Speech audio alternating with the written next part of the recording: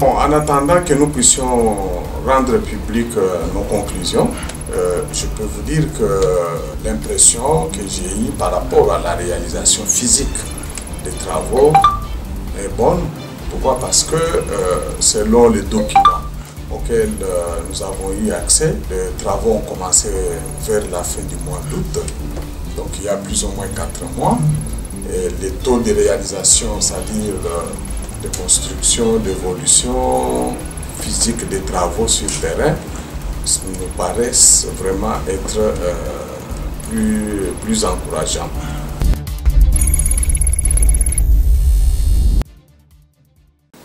Maître Georges Kapiamba de l'ONG ACAJ, bonjour. Bonjour. Vous êtes en séjour en Mbuji-Mayi depuis vendredi. Est-ce que nous pouvons en savoir les modules? Je suis arrivé effectivement à Mbuji-Mayi depuis vendredi passé pour un séjour lié à l'enquête que l'ACAJ a lancée en vue de s'enquérir sur les conditions de passation des marchés, de la gestion, mais aussi du niveau d'évolution des travaux qui sont exécutés dans le cadre du projet présidentiel de réduction de la pauvreté.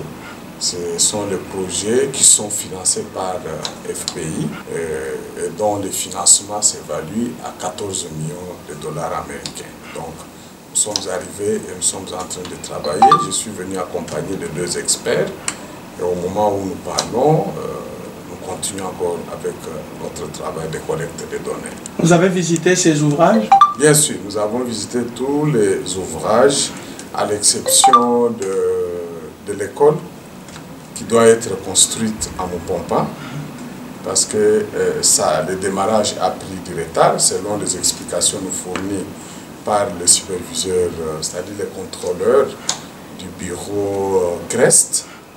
Et donc nous nous sommes concentrés pour cette fois-ci ici en Mbuji-Mayi où il y a eu déjà un travail palpable fait.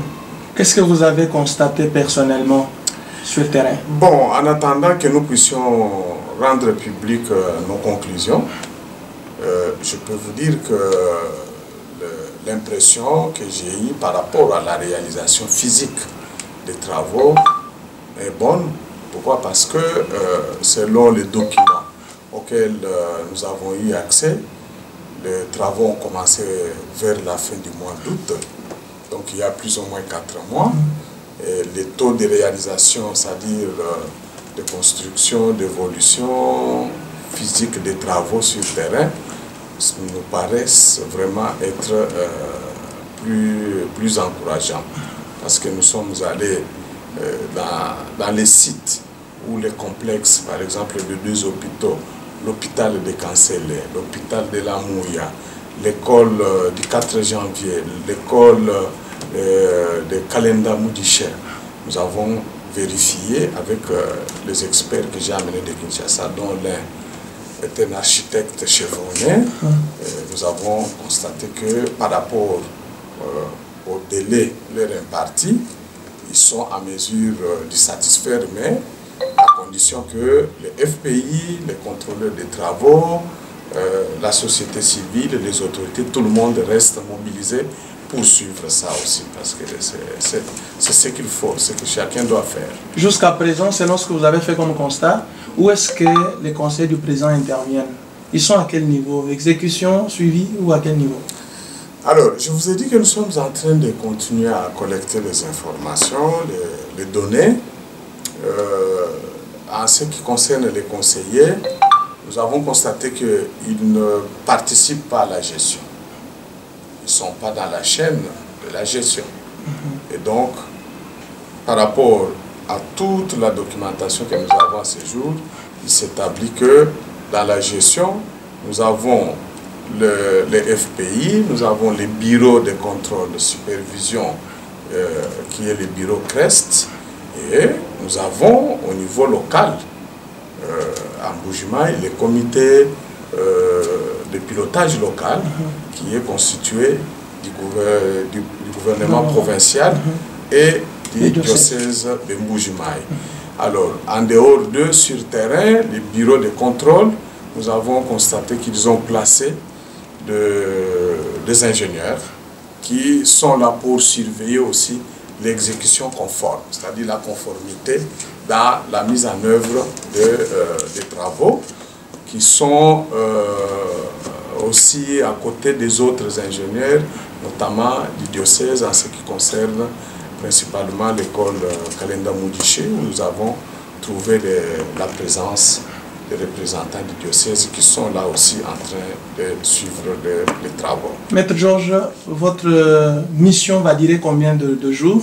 Et puis, les résolutions ou les résultats de cette enquête peuvent être attendus à quand ou jusqu'à quand? Alors, d'ici la fin de la semaine, donc dans les 48 heures, bien sûr, nous allons devoir rentrer à Kinshasa pour analyser l'ensemble des données techniques et puis les interpréter, dégager les conclusions, et nous pourrons cette fois-là organiser une conférence de presse à l'occasion de laquelle nous allons présenter nos conclusions.